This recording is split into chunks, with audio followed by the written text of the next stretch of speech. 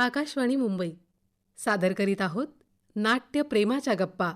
गायत्री देवरुखकर यांची नेहा खरे यांनी घेतलेली मुलाखत. प्रत्येक नाटकाचा एक प्रयोग असतो, त्याचप्रमाणे रंगभूमी, त्यातही मराठी रंगभूमी ही अत्यंत प्रयोगशील अशी मानली जाते.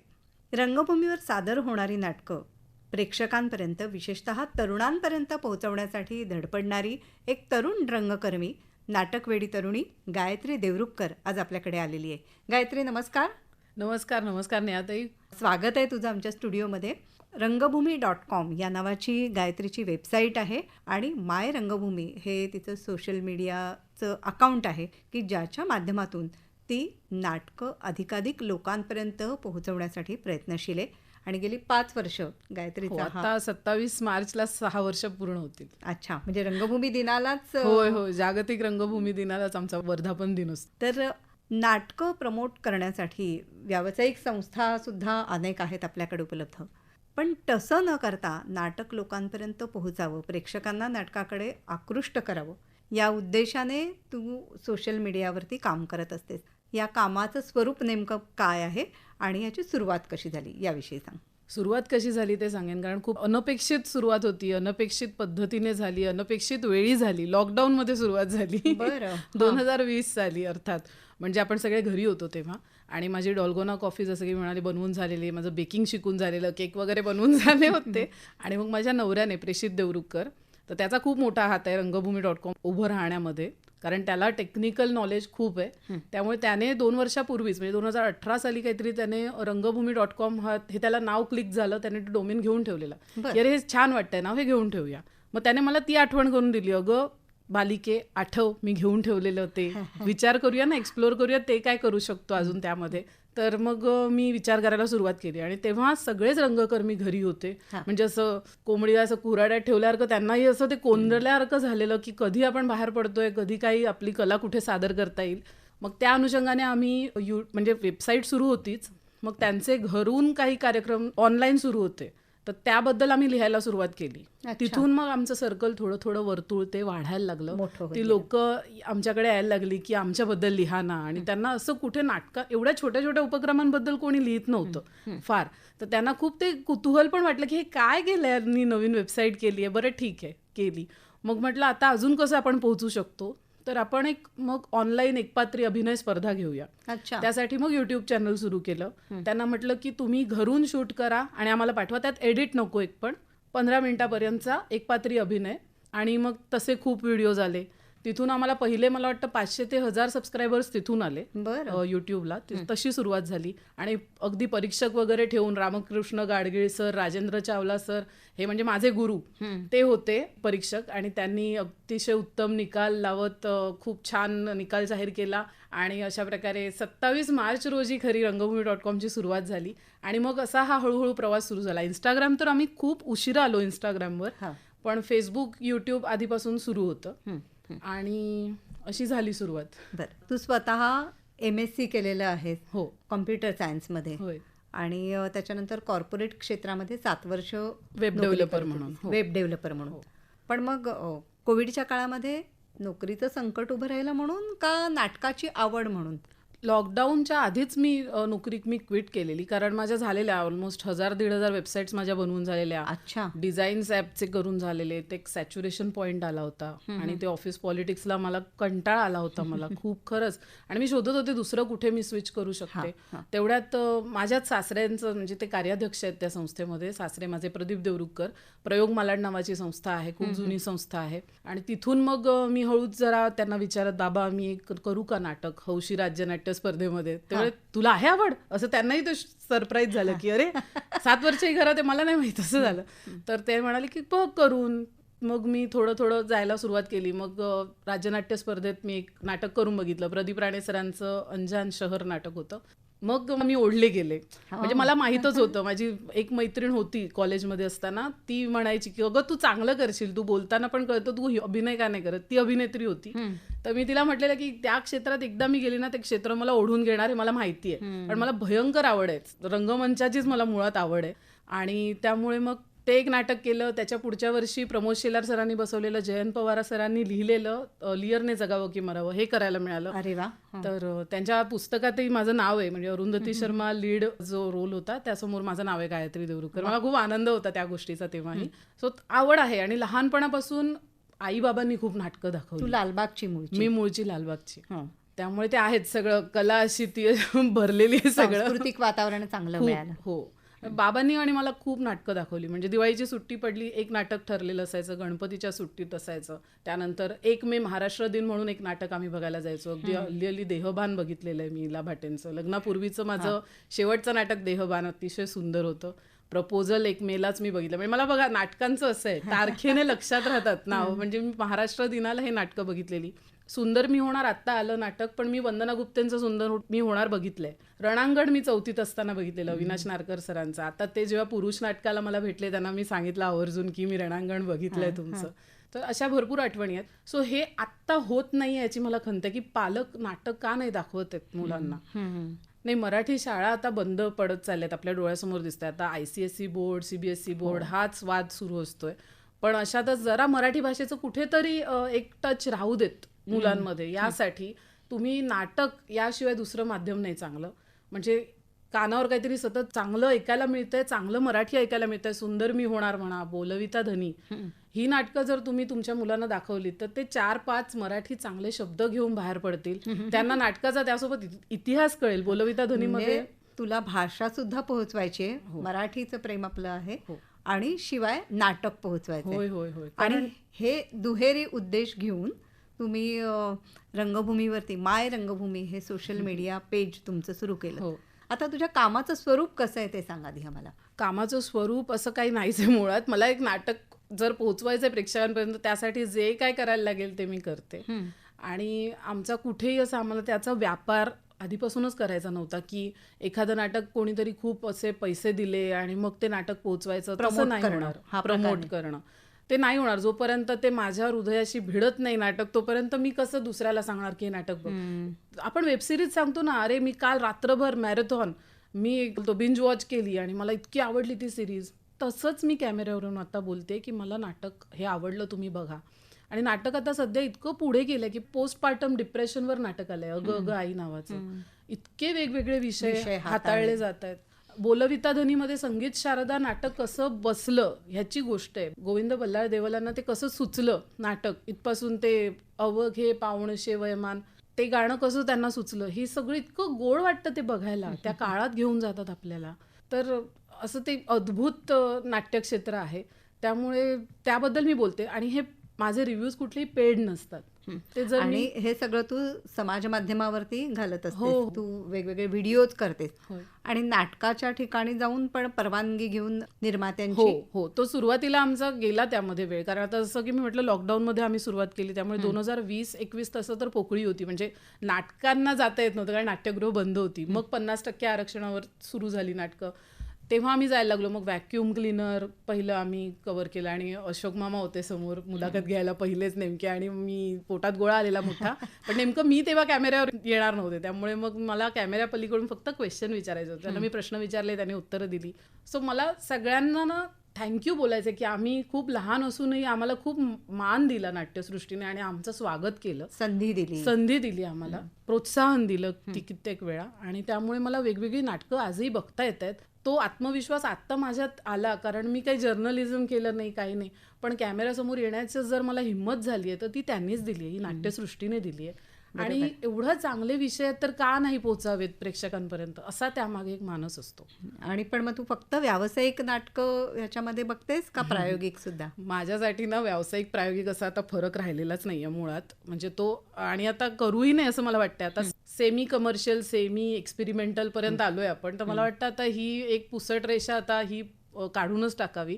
नाटक माझ्यासाठी नाटक आहे, मला जाऊन ते नाटक बघायचं असतं. आणि मला आता असं झालं की इतकी नाटकं बघितलं की मला काहीतरी वेगळं दाखवा असं असतं. माझी ती आता भूक वाढलेली आहे, त्यामुळे काहीतरी थोडा वेगळा विषय पण घेतला. जसं की मी आता म्हटलं पोस्टपार्टम डिप्रेशन, कारण माझी डिलिव्हरी नुकतीच झाली आहे, त्यामुळे मी गेले त्या फेजमधून. त्यामुळे एवढ्या चांगल्या विषयाला जर म्हणजे 2 वर्षापूर्वी मी खूप 2-3 दिग्गज लेखकांना म्हटलंही की या विषयावर लिहा.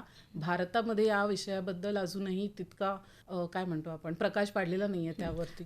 तुमच्या तुमच्या भाषेत सांगायचं तर चटकन रिलेट करू शकलीस ते होय नाटक. हो. होय अगदी मी रिलेट करू शकले त्या नाटकाशी. म्हणजे पहिल्या 10 मिनिटात माझं झालं, मी बसू नाही शकत नाटकाला, मी बाहेर पडू का बॅग घेऊन, असं माझं इतकं मला ते असह्य झालं, इतकं खरं दाखवलेलं त्यांनी. पण मग नाटकाचे फक्त शॉर्ट्स काही शूट करून घेतेस की कसं असतं? मला निर्मात्यांचा विश्वास संपादन करायला आम्हाला सुरुवातीला वेळ लागला, की ह्यांनी अख्खं नाटकच शूट केलं तर.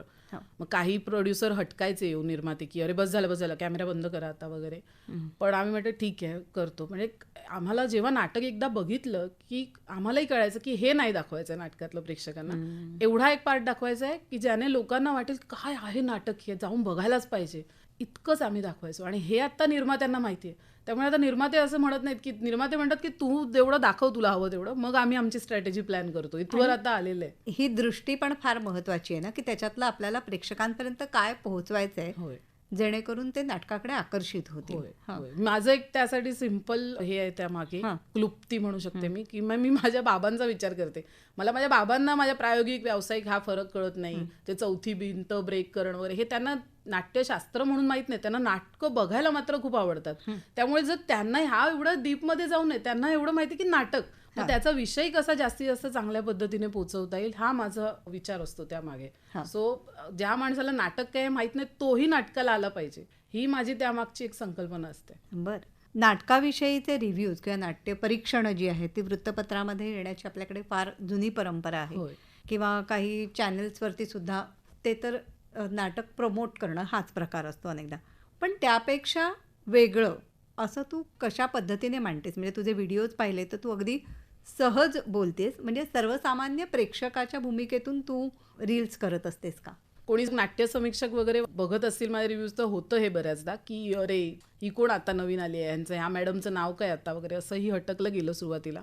पण अगेन मी तेच म्हणेन की आपल्याला जर नवा प्रेक्षक हवा आहे, तरुण प्रेक्षक हवा आहे, तर अरे आपल्यापैकीच कोणीतरी येऊन सांगते. आणि आपण चित्रपटांबद्दल बोलतोच की अरे हा चित्रपट चांगला आहे बघा, मग नाटकांबद्दल का नाही, असं माझं ते आहे. म्हणून नाटक कसं वाटलं, मला नाटक कसं वाटलं अशी ती सिरीज आहे, ते रिव्ह्यू नाही. अच्छा. ते मला नाटक असं वाटलं बाबा, तुम्ही पण येऊन बघा. तर मी त्याला जोडून एक सांगते माझी आठवण.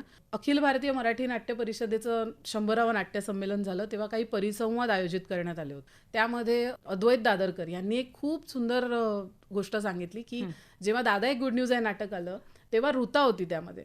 तर ऋताला शोधत लोक यायची. ऋताचं म्हणजे त्या नाटकाचं अक्षरशः त्यांना नाट्यगृह म्हणतात हेही माहित नव्हतं. हा शो कुठे बघता येईल असं म्हणून ते लोक आले. चांगलं आहे ना, ऑडियन्स मिळतोय, नाटकाला नवीन प्रेक्षक येतोय, अजून काय पाहिजे. कदाचित हे आवडल्यावर ते म्हणतील आता आम्हाला प्रिया बापट उमेश कामतचं बघायचंय नाटक, तेही बघा. असं करत करत त्यांना नाटक काय आहे कळेल, त्यांची नाटकाबद्दल अभिरुची वाढेल आणि ते अधिकाधिक नाटकं बघतील. बरोबर. सो हे होणं फार अर्थात गरजेचं आहे. म्हणजे प्रत्येकाचा त्याच्यातला आवडीचा विषय हा निराळा असू शकतो, की कोणी एखादा कलाकार आवडतो म्हणून, कधी नाटकाचा विषय आवडतो म्हणून, अभिनय आवडतो म्हणून, नेपथ्य, निरनिराळे भाग आहेत. हे सगळी नाटक ही जी कला आहे त्याच्यामध्ये हे सगळे पैलू जे आहेत ते अत्यंत महत्त्वाचे ठरतात. हे नाटकाचे वेगवेगळे जे भाग आहेत त्यातला तुझा सगळ्यात आवडता कोणता भाग आहे? मला अभिनय, अर्थात पडद्यासमोर अभिनय करताना आपल्याला कलाकार दिसतात, पण बॅकस्टेज कलाकार, नेपथ्यकार हे सगळे सगळे खूप अविभाज्य घटक आहेत नाटकाचे. त्यात सगळं म्हणजे तो बॅकबोन म्हणतात ते उगाच नाही आहे. आता नुकतीच आता घटना घडली आहे, आस्ताद काळेंनी नाटक थांबवून म्हटलं की तुम्ही इथे येऊन परफॉर्म करा. मला काही वावगं नाही वाटत त्यामध्ये. विक्रम गोखले सरही म्हणून गेलेत की जर तुमचा नाटकामध्ये फोन वाजतोय तर तुम्ही तो रंगमंचावर जो कलाकार उभा आहे त्याचा अपमान आहे. थोडीशी मी प्रोसेस सांगते. नाटक हे प्रेक्षकांना माहीत असणं गरजेचं आहे, कारण मी आता जर 100 नाटकं मी बघत असेल ना तर त्यातल्या 95 नाटकांमध्ये फोन वाजलाय. आणि घाणेरडी गोष्ट आहे की 80 वेळा लोकांनी तो उचललाय. अरे बापरे. एकतर वाचतोय तुम्ही, तो कट पण नाही करत, तुम्ही उचलताय. एकतर म्हणजे नाटक सुरू होतं तेव्हा तुम्ही येता, कधी कधी 4च्या नाटकाला तुम्ही 4:30ला येता, पण जे बॅकस्टेजचे आर्टिस्ट असतात सकाळी ते नेपथ्याचा ट्रक लावतात, म्हणजे सगळा सेट ट्रकमध्ये चढतो. कारण मुंबईतलं ट्रॅफिक तुम्हाला माहिती आहे, मुंबई बाहेर जायचं असेल तर वेगळीच गोष्ट आहे. त्यांची झोपही वेळेवर होत नाही, ते बिचारे नाटकाचा सेट लावून मागे झोपतात थोडा वेळ, नंतर परत सेट काढायचा असतो त्यांना 3 तासाचा. जेव्हा तुम्ही नाटक एन्जॉय करत असता तेव्हा तो आरामाचा वेळ असतो त्यांचा. अदरवाईज ते सकाळपासून काम करत असतात. तो 4चा प्रयोग तुमच्यासाठी असतो, त्यांना सकाळी 10 वाजल्यापासून ती मेहनत असते. 1-2 तास आधी जे रंगभूषाकार, वेशभूषाकार म्हणजे जे कपडेपट सांभाळणारी मंडळी वगैरे हे सगळे येतात आणि मग कलाकार येतात. ही सगळी मेहनत, ही प्रोसेस, या प्रक्रियेचा तुम्ही अपमान करताय. जर तुमचा नाटकात फोन नाही वाजला पाहिजे, जर महत्वाचा असेल तुम्ही बाहेर जाऊन घ्या फोन. तितका महत्त्वाचा. कट करा, 2 सेकंदात बाहेर जाऊन तुम्ही फोन करा. घरीही आपण करतोच की. मग नाटकात तुम्हाला असं काय मोठा एक्सक्यूज आहे की तुम्ही तिथल्या तिथे 2-3 महिन्याची तालीम आहे त्यामागे, नाटक उभं राहण्यामागे. बरोबर. नाटकाची ही सगळी प्रक्रिया तुला खूप छान माहिती आहे आणि त्या नाट्यकलेविषयी तुझ्या मनात असलेला आदर तो सुद्धा इथे लक्षात येतोय आणि म्हणूनच तू अत्यंत तळमळीने आणि प्रेमाने जे वेगवेगळे रील्स करत असतेस नाट्यविषयक, त्याला सुद्धा लाखांच्या घरात पसंती प्रेक्षकांची हो, मिळालेली आहे. त्याविषयी थोडं सांग ना. मी खूप खुश आहे आणि मी धन्यवाद देते प्रेक्षकांना की एवढा सुंदर प्रतिसाद दिला त्यांनी माझ्या या उपक्रमाला. कारण असा काही विचार नव्हता आधी हे करण्याचा, पण ते अचानक ठरवलं आणि अचानक करुणाष्टके टक्के मला वाटतं नाटकाने मी सुरुवात केली. ते नाटक येतंय असं कळलं आणि मग मी काही करून ते तिकीट एक नाटकाचं मिळवलं पहिल्या दिवसाचं. कारण तिथे त्या टीममध्ये मी कोणालाच ओळखत नाही. टीम भद्रकालीमध्ये माझी काही ओळख नाही. त्यामुळे मग मी काहीतरी हे करून म्हणतो ना केलं. मी ते नाटकाला गेले आणि मी फक्त एवढं पोस्ट केलं कॅमेऱ्यावर येऊन की मी या नाटकाचं रिव्ह्यू असं नाही, मी हे नाटक मला कसं वाटलं ते मी सांगणार आहे. फक्त त्या व्हिडिओलाच एवढे व्ह्यूज आले आणि एवढ्या कमेंट्स आल्या की कधी तुम्ही सांगणार, लवकर लवकर लवकर रिव्ह्यू द्या. तर ते लोकांनी रिव्ह्यू हे नाव दिले, मी नाही. मी ते 2 दिवस घेतले आणि लगेचच तो व्हिडिओ हे केला. ते लाखभराच्या घरात गेले व्ह्यूज. त्यानंतर मग विराजस कुलकर्णी सध्या खूप सुंदर रंगभूमीवर त्याचं काम चाललं. वेगवेगळे प्रयोग आहेत आणि वेगवेगळे आणि तो एकाच वेळेला लेखन, दिग्दर्शन, अभिनय असं सगळंच करतोय. खरंय. त्यामुळे आणि एक तिची गोष्ट म्हणा किंवा फिल्टर कॉफी आहे, वरवरचे वधूवर आहेत, आता शंकर जयकिशन सुरू आहे. सगळीकडे व्हरायटी आणि कोहम पण आहे त्यात. एकदम वेगवेगळं म्हणजे विभिन्न आहेत एकमेकांपेक्षा. त्यामध्ये इतका फरक आहे आणि तो सगळं एक वेळेला करतोय. त्यामुळे त्याच्याबद्दल जी मी रील केली त्याला 6 लाख क्रॉस झाले व्ह्यूज. ते पण प्रेक्षकांना आवडलं. तर तसे अजूनही मला करायचे आहेत. बरेच कलाकार आहेत असे, खूप कलाकार आहेत, त्यांच्याबद्दल मला सांगायचंय. पण मग हे तुझ्या दृष्टीने रिव्ह्यू नसतील, पण नाटक का आवडलं याच्याबद्दलचं तुझं जे बोलणं आहे ते ऐकून आम्ही नाटकाला आलो असं सांगणारे काही प्रेक्षक कधी भेटतात का? हो हो हो हो भेटतात. खूप आता बरं वाटतं. तुम्ही नाटकांबद्दल बोलता ना कॅमेऱ्यावर, तुम्ही रंगभूमीवाले ना असंही आम्हाला बोललंय. तर आम्ही मध्ये म्हटलंय की आपण असं एक रंगभूमीवाले म्हणून टी-शर्ट एक प्रिंट करून घेऊया असं. त्यामुळे ओळखतात लोक आणि म्हटलं आवडतंय ना उपक्रम, आवडतोय ना तुम्हाला, हां मग फॉलो करत राहा असं मी त्यांना म्हणते. आणि आता हल्ली हो म्हणजे प्रबोधनकार ठाकरे आणि दीनानाथला तर खूप असे ओळखीचे भेटतात प्रेक्षक. तू स्वतः वेब डेव्हलपर म्हणून टेक्निकली जरी म्हणजे तांत्रिकदृष्ट्या शिक्षण जरी तुझं असलं तरी या रील्ससाठी वेगळ्या प्रकारे तांत्रिक ज्ञान मिळवणं हे आवश्यक होतं का हे असंच घडत गेलं?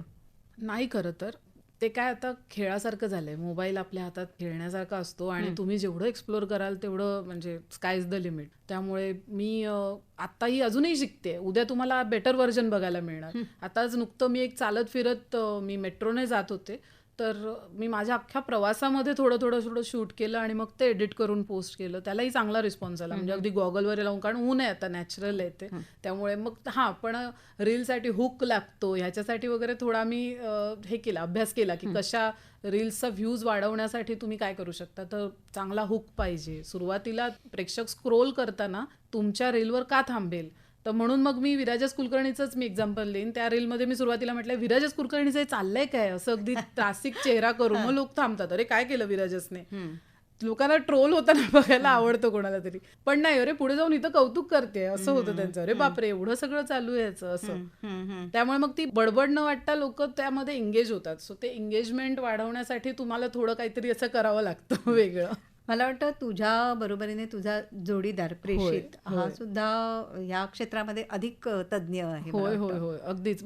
रंगभूमी.com ही वेबसाईट आम्ही एकत्र बनवली. त्यानंतर हे जे आता हुक वगैरे आहे तो मला फार गोष्टी सांगत असतो अशा बारकाव्याने, किंवा मी बोलताना रीलमध्ये तो मला सांगणार की ह्या शब्दावर जोर दे किंवा असं. म्हणजे त्या टेक्निकल नॉलेज त्याचं खूप आहे आणि तो खूप वाचत असतो. टेक्निकल गोष्टींबद्दलच तो खूप वाचत असतो. त्याचे गिफ्ट्स पण असेच असतात, म्हणजे एअरपॉड्स गिफ्ट करणार किंवा एखादी पॉवर बँक तो मला गिफ्ट करेल, असेच त्याचे गिफ्ट्स असतात. तुझ्या उपयोगी हो त्या सगळ्या.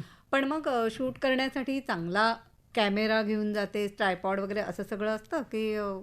ते सगळं प्रेषित देवरुखकर माझ्यासोबत होते तेव्हा, म्हणजे तो सोबत असेल तेव्हा हे सगळा तामझाम असतो, सगळ्यांना माहिती आहे. आणि पण तो नसताना मी एका चांगल्या माझ्या मोबाईलवर 4K क्वालिटीमध्ये व्यवस्थित शूट करते. सध्या तरी काही अडचण येत नाहीये आणि काही वेळा मी निर्मात्यांकडूनही मागते. आता मला कोण अडवत नाही, आता 4 वर्षापूर्वी थोडं आडकाठी करायचे, हा. पण आता मला समोरून ओळखतात फुटेज सगळे मिळतं. हा, आणि हा. नाटकामधले काही दृश्य माझ्यापर्यंत पोहोचतात. आणि एडिटिंगचा भाग ह्याच्यातला तो सुद्धा फार महत्वाचा असेल हो, ना? मी सध्या मोबाईलवर करते एडिटिंग. जर कुठे मला अडलंच तर मग मी प्रेषितची मदत घेते नक्कीच. आणि युवा वर्गाचा प्रतिसाद किंवा त्यातले काही प्रेक्षक भेटणं, म्हणजे त्या उद्देशाने मला वाटतं तू मुळात हे सुरू केलंस ना? हो, प्रेक्षकांचा प्रतिसाद चांगला आहे. फक्त मला काय वाटतं, अजून थोडं त्यांच्यापर्यंत पोहोचवणं गरजेचं आहे. प्रायोगिक नाटकं आता जसं मी म्हणेन पुणे, नाशिक या साईडला, म्हणजे त्या भागांमध्ये जी नाटकं घडतायत, प्रायोगिक असोत व्यावसायिक असोत, ती मुंबईत येणं गरजेचं आहे. हे आदानप्रदान होणं गरजेचं आहे. इथली नाटकं तिथे गेली पाहिजेत, तिथली नाटकं इथे आली पाहिजेत.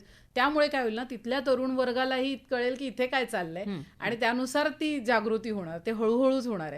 पण मला ते हे नको आहे की आमच्याकडे आता मेसेजेसमध्ये भरपूर वेळ येतं की एक रील पाठवली जाते, त्यामध्ये कोणीतरी डान्स करत असतं आणि बॉलिवूडच्या गाण्यावर, आणि मग ते असं होतं की मला अभिनय करायचा आहे. हा. मग माझं असं होतं की मी अभिनय नाही, मी तुला सांगू शकते की यांच्याकडे आता अभिजित झुंजाराव सर आहेत, ते कार्यशाळा घेतात. रोहन पेडणेकर आहे, मी त्यांचे कॉन्टॅक्ट देऊ शकते तुम्हाला की तुम्ही शिका. मी म्हणेन की ते नाट्यशास्त्र आहे. असं नाही की तुम्ही अगदीच अभिनयाची बाराखडीच गिरवायलाच पाहिजे असं नाहीये. हो, मी मार्गदर्शन करू शकते या पिढीला नक्कीच, कारण मलाही हवेच आहे न्यू जनरेशन नाटकात आलेली. पण असं नाही की तुम्हाला मी एका प्रोड्युसरचा डायरेक्ट नंबर देईन आणि घे तुला मिळालं नाटक, असं नाही होत. त्यामागे जरा आहे रियाज जो म्हणतो तो आहे इथे सुद्धा. आता यानंतरचे तुझे बेत काय आहेत? मी दर दिवशी नवीन काहीतरी एक्सप्लोअर करत असते. आता सध्या तरी मला जास्तीत जास्त नाटकं पोहोचवायची आहेत प्रेक्षकांपर्यंत. आणि दुसरं म्हणजे एक पॉडकास्ट आमची मध्ये सध्या थांबली कारण फंडिंग नव्हतं. त्यामुळे मला पॉडकास्ट नक्कीच सुरू करायला आवडेल, कारण बरेचसे असे कलाकार आहेत ज्यांचा, आता जसं की विराजाची पण मला गप्पा मारायची की कसं तू एवढं सगळं एकत्र सांभाळतोयस, असं सुद्धा आहे. चंद्रकांत कुलकर्णी सर आहेत, म्हणजे किती हे तर भांडार आहेत ज्ञानाचं. किंवा ऋषिकेश जोशी सर आहेत. ऋषिकेश जोशी सर तर म्हणजे तुम्ही त्यांच्याशी बोललात 15 मिनिटं, तुम्ही काही ना काही तिथून घेऊन जाणार, असं आहे. ते काही ना काही शिकायला मिळतं. तर असे बरेच आहेत दिग्गज ज्यांच्याकडून शिकता येईल. तो पॉडकास्ट आहे.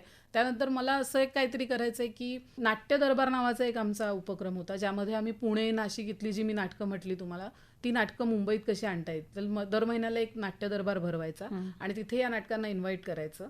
थोडं काय त्यांना मानधन देता आलं तर, आणि ते नाटकं प्रेक्षकांना बघायला मिळतील मुंबईमध्ये. आणि ती नाटकं अशी आहेत की तुम्हाला शहारे येणार अंगावर, अशी ती नाटकं आहेत. मी बघितली आहेत खूप नाटकं. तर माझं ते होतं की मुंबईत प्रायोगिक रंगभूमीचं तितकं अजून हे नाहीये, व्हायला पाहिजे अजून, पण मुंबईत वेळही नाही लोकांकडे, तेवढं धकाधकीचं आयुष्य आहे. त्यामुळे ते जरा ना भिनलं पाहिजे कुठून तरी, ते ना कळलं पाहिजे. मग ते कळलं ना की लोक ते एक्सप्लोअर करणार, असं मला वाटतं. एकांकिका स्पर्धा आजकाल अनेक संस्था आयोजित करत असतात, तर त्या ठिकाणी सुद्धा तू जातेस आणि तिथे तरुण मुलांचा उत्साह हा दिसतो. पण त्यातही काही वेळेला असं घडतं की एक एकांकिका बसवली की तीच अनेक स्पर्धांमध्ये सुरू राहते.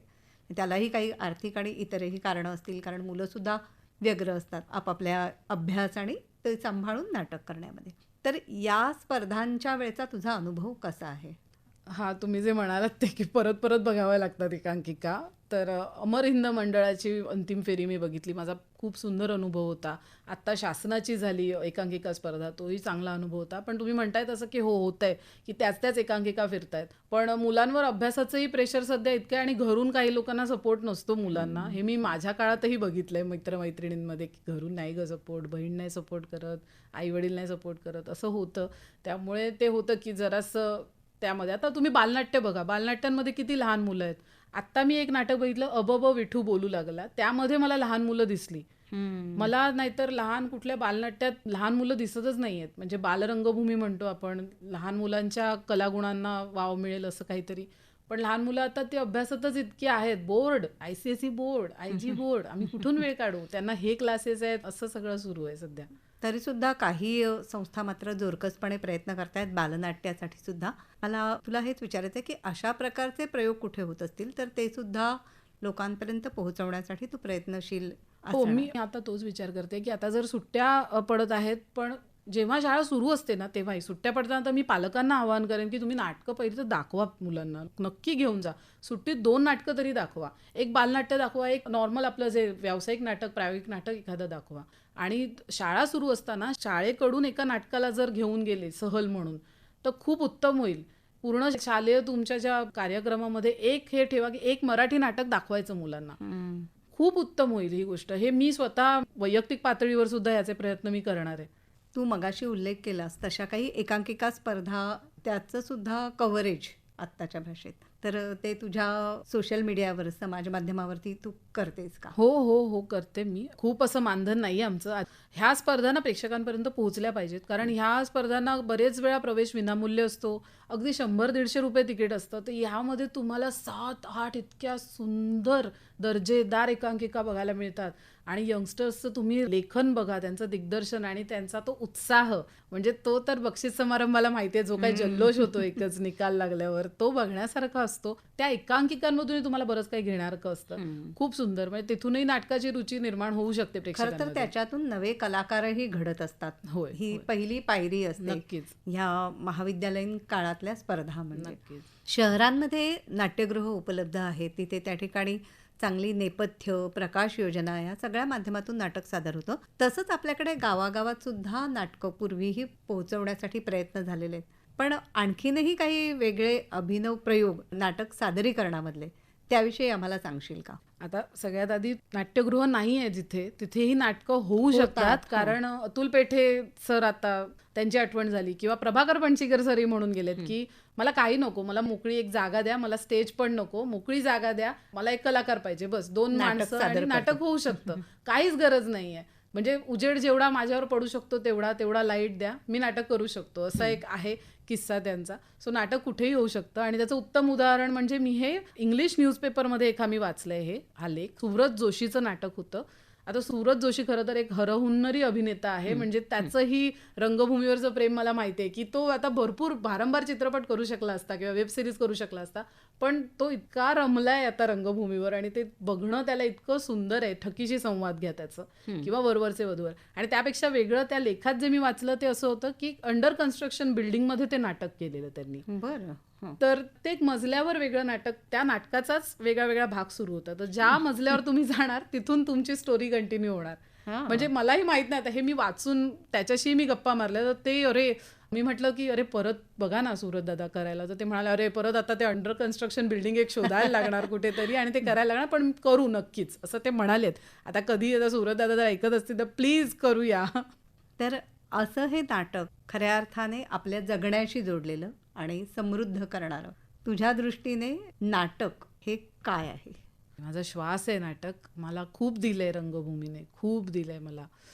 माझं मेडिटेशन आहे ते. खरंच मला नाटक बघताना असं, ते आता रील एक व्हायरल होते, काही झालं की मी चहा पिते, डोकं दुखतंय मी चहा पिते, सासूने टोमणा मारला मी चहा पिते. माझं तसं आहे की मी नाटक बघायला जाते. ते मला खूप रिलॅक्स करतं नाटक. आणि प्रत्येक नाटकातून काहीतरी घेण्यासारखं आहे. आणि दुसरं होतं काय माहितीये, आता प्रेक्षक प्रतिक्रिया आम्ही घेतो नाटकानंतर. 60 वर्षाचे आजोबा कधी कधी म्हणतात की हे माझं पहिलं नाटक होतं आणि मला खूप आवडलं. अरे तेव्हा बापरे. मी त्यांच्याकडे अशी आश्चर्याने बघत बसते की 60 वर्ष यांनी नाटक नाही बघितलं, इतकं अद्भुत जग यांनी म्हणजे अनुभवलं अनुभवलं नाही. नाही. तर मला खूप त्या गोष्टीचं, तर माझा तो प्रयत्न आहे की नाटक सगळ्यांनी बघा, एकतरी नाटक बघा. कारण आता एक रील मध्ये बघितली की जर तुम्हाला 20व्या वर्षात तुमच्या जर कोणी विचारलं की चल येतोस नाटक बघायला, तर त्याला नाही म्हणू नका, त्याला हो म्हणा आणि नाटक बघा. नाटक खूप महत्वाचं. आणि मराठी माणसाला काय सांगायचं नाटकाबद्दल वेगळं, नाटकासारखं वेगळं विश्व नाहीये. कारण ते बघा ना, ते सगळं सुरूच असतं. म्हणजे नाटक चालू असतं तेव्हा पण बॅकस्टेज एवढी धावपळ असते, कपडे बदलणं हे वगैरे त्यामागे, आणि खूप गणित आहेत त्याची वेगळी सुद्धा. आणि दुसरी एक खंत अशी वाटते की जळगावला वगैरे नाटकं पोहोचत नाहीये तितकीशी. काही ठिकाणी आता वाईवरनं एक जण आम्हाला सतत युट्यूबवर कमेंट करतो, एक माणूस, की आमच्याकडे नाट्यगृह नाही मॅडम, त्याच्यासाठी काहीतरी करा. तर आतून मी बातम्या काढते. म्हणजे जे मॅनेजर्स माझ्या ओळखीचे आहेत आता नाटकाचे, जे सूत्रधार काही आहेत, व्यवस्थापक आहेत, त्यांच्याशी मी बोलते की काय आहे यामागे, काय कारण आहे, तिथे का नाही पोहोचत. मग त्या मागे काहीतरी आर्थिक गणित आहे. आर्थिक गणितं खूप वेगळी आहेत. आणि तर ते सोडवणं म्हणजे ते असं आहे की बापरे, मग ते काय म्हणतो आपण, ते बर्मुडा ट्रायंगल सारखं आहे ते, आपण तिथेच गोल गोल अडकून बसणार असं आहे ते. पण ते सोडवता येईल, नक्कीच सोडवता येईल. बरेच म्हणजे आहेत, मोठ्या मोठ्या संस्था आहेत, त्या सगळ्यांनी ना एकत्र येऊन, निर्मिती संस्थांनी काहीतरी एक निर्णय घेऊन ते केलं पाहिजे. आता आपण जर मराठी चित्रपटांचं बघितलं तर 50 चित्रपटांपैकी 4 चित्रपट चांगले असतात. म्हणजे अगदी मी असं नाही की मी हेटर आहे, मला मराठी चित्रपट आवडतात. मी उत्तर चित्रपटाचाही हल्लीच रिव्ह्यू नाही म्हणणार, मला कसा वाटला चित्रपट हे मी म्हटलेलं कॅमेऱ्यावर येऊन. आणि रेणुकाताई वगैरे सगळ्यांनी ते अप्रिशिएटही केलं, त्यांनाही आवडलं की व्हिडिओ बनवला. क्षितिज पटवर्धनचं रायटिंग आहे. तर नाटकांचं असं आहे की 99% नाटकं चांगली आहेत. हे मी तुम्हाला अगदी म्हणजे मी हमी देऊ शकते की तुम्ही निराश होऊन बाहेर नाही पडणार. मी सुंदर मी होणार 7 वेळा बघितलंय, 3 अंकी नाटक. 3 अंकी सूर्याची पिल्ले मी 3 वेळा बघितलंय. इतकं मला ते आवडलं. आणि कौतुकाची गोष्ट आहे की तरुण पिढीला आवडतायत 3 अंकी नाटकं. तर येऊ देत ना, आवडतंय ते येऊ देत 3 अंकी नाटकं. ते असं होतं की अरे दुसरा इंटरव्हल पण आहे ह्याला, अरे असं होतं त्यांना. आणि ते खुश पण होतात, अरे वा अजून बघायला मिळणार. अलीकडे अभिनाट्य वाचनाचेही वेगवेगळे प्रयोग हे ठिकठिकाणी सादर होतात, ज्याला फार मोठ्या नेपथ्याची वगैरे आवश्यकता नसते. तर हे सुद्धा लोकांपर्यंत नाटक पोहोचवण्याचं एक माध्यम असू शकतं, नाही का? नक्कीच. कारण सगळ्यात आधी आता वेगळं असं मला जे आठवतंय, मग अभिवाचन म्हणजे 3 जण खुर्च्या मांडून बसलेत आणि ते वाचन करतायत आणि ते तुमच्या काळजाला भिडते. वा. हा अनुभव म्हणजे स्पिरिच्युअल लेवलला, म्हणजे अगदी आध्यात्मिक स्वरूपात तुम्ही पोहोचता विठ्ठलापर्यंत, असं ज्याचा त्याचा विठ्ठल मी बघितलं होतं. एक विलक्षण अनुभूती आणि ते तू तुझ्या समाज माध्यमावर आहे ते. किंवा तसे अभिवाचनाचे कार्यक्रमही मी, जसं की मी म्हटलं, माझी भूक आता वाढलेली आहे. मी जेवढं वेगळं मला कव्हर करता येईल तेवढं मी करायचा प्रयत्न करते. जसं की मौत तू एक कविता आहे, हे गौरव मालणकरचं. म्हणजे ते त्याने तर मरणावर लिहिलंय आणि सगळे खुश होऊन बाहेर पडले. अच्छा. ते अजिबात नैराश्य आणणारा कार्यक्रम नाहीये तो. ते विलक्षण होतं. ते तर मला बिल्डिंगमध्ये गेले मी एका घरात ते बघायला. नाटक म्हणावं का त्याला, पण होतं, नाट्य होतं त्यामध्ये. कारण त्यांनी जवळपास आवाज नाही काढलेले इरफान खान वगैरे. पण ही जी इरफान खान जेव्हा गेला तेव्हा सगळ्यांनाच ते शॉकिंग होतं की एवढा हरहुन्नरी कलाकार गेला. तर त्याबद्दल त्यामध्ये भाष्य केलेलं आहे. त्यानंतर आपले किशोर कदम, त्यांची एक आठवण आहे त्यांच्या मित्राबद्दलची. तर मरण ही किती तुम्ही कसं बघता मरणाकडे त्यावर आहे. तुमचा दृष्टिकोनच बदलून जातो बघण्याचा. आणि तुम्ही एका सकारात्मक दृष्टीने बघायला लागता त्या गोष्टीकडे. आणि प्रत्येक दिवस बेसिकली जगा पूर्णपणे. असे प्रयोग वेगवेगळे जे असतात ते कव्हर करायला अधिक मजा येते. कारण चालत फिरत बोलत मस्त ते छान वाटतं करायला कव्हर. एक मोकळेपणा, सहज संवाद त्यामध्ये नक्कीच असतो. नक्की. आमच्या बाजूच्या, मी त्या माझ्या व्हिडिओमध्ये रिव्ह्यूमध्येही म्हटलेलं आहे की माझ्या बाजूच्या 4 भिंती कधी गळून पडलेल्या आमचं आम्हालाच कळलं नाही. वा. इतकं सुंदर होतं ते. तू नाटक का बघा किंवा मला का आवडलं हे जसं सांगतेस, तसं एखादा प्रयोग असाही होत असेल, ते काय केलंय. जरी तू म्हणालीस की 99% नाटकं चांगली असतात, तरी असं कधीतरी घडत असेल ना. मी एक डिस्क्लेमर देते की मी नाही नाटक आवडलं ना तर मी गप्प बसते त्या नाटकाबद्दल. कारण काय सांगते तुम्हाला, नाटकाला येणारा ऑडियन्स ऑलरेडी कमी आहे. जर मला निगेटिव्ह नाही बोलायचं नाटकांबद्दल बरं. तर मी चांगलं बोलते. हा, असं होऊ शकतं की मला एखादं नाटक आवडलं आणि तुम्हाला नाही आवडलं, होतंय असं, तर स्वागत आहे. कलाकार वाचतात आणि प्रयोग म्हणतो ना आपण त्याला, जे अपेक्षित त्यात बदल करणार की असतात, जर त्यांना वाटलं योग्य तर ते बदल करतात. आता रिसेंटली एक आली आहे यूट्यूबवर कमेंट आली एका नाटकावर, पण होऊ शकतं असं. म्हणजे ठीक आहे. मग मी चर्चा केली प्रेषित बरोबर त्या दिवशी बसून की बघ ना हे असं म्हणतात. प्रेषित बोलला ते त्यांचं मत आहे, आपलं मत आपण मांडलं ते त्यांचं मत आहे. आणि असं नाही की एखादी गोष्ट सगळ्यांनाच आवडेल. बरोबर. आपल्याला आवडले त्यांना नाही आवडणार. आणि असंही नाही आहे की ज्या नाटकांबद्दल मी अद्याप बोललेली नाही ती मला नाही आवडली आहेत. सगळे आहेत, पाईपलाईनमध्ये आहेत अजून, पण मी माझ्या स्पीडने करते असं. आणि घर सांभाळून हे कसं तुझं म्हणजे वेळापत्रक, कारण नाटकाचे प्रयोग असतील, कधी रात्री उशिरा घरी पोहोचत असशील किंवा काय. हो, सध्या माझं बाळ माझ्या आईकडे असतं. माझे आई बाबा माझ्या जवळ राहतात, त्यामुळे माझं एक तिकडे 50% माझं टेन्शन तिकडे जातं. आणि सासूबाई आहेत घरी, त्यामुळे सासू सासरे असतात घरी. माझा एक डॉगी पण आहे, लिओ. तर एके ठिकाणी सासू सासरे खिंड लढवत आहेत, एके ठिकाणी माझे आई बाबा खिंड लढवत आहेत, आणि सगळे माझ्या पाठीशी उभे आहेत. त्यामुळे मग मला तशी भीती नाही आहे. सुरुवातीला जरा म्हणजे संघर्ष करावा लागला थोडासा, पण आता आहे, व्यवस्थित आहे, सुरळीत. सगळ्यांचा पाठिंबा आहे. होय होय, नक्कीच. तर अशाच पद्धतीने नवी पिढीसुद्धा या नाटकांशी जोडलेली राहू दे, यासाठीचे प्रयत्न गायत्री देवरुखकर सारखी तरुण रंगकर्मी करते. तर गायत्री, तुला या पुढच्या प्रवासासाठी मनापासून शुभेच्छा देते. आणि आज आमच्याशी संवाद साधलास, धन्यवाद. धन्यवाद. श्रोते हो, नाट्य प्रेमाच्या गप्पा गायत्री देवरुखकर यांची नेहा खरे यांनी घेतलेली मुलाखत आत्ताच आपण ऐकली. ही आकाशवाणी मुंबई केंद्राची निर्मिती होती.